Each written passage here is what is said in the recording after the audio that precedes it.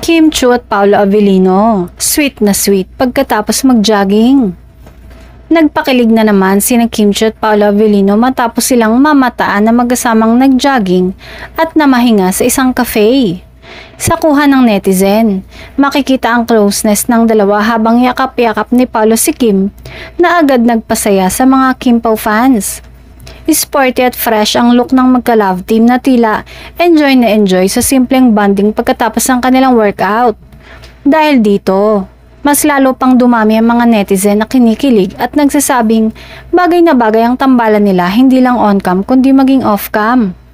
Marami ang nagbigay ng komento na tila hindi na lang sa harap ng kamera namumukadkad ang tambalang Kim Pao, kundi pati sa totoong buhay ay kapansin-pansin ang kanilang chemistry at pagiging close.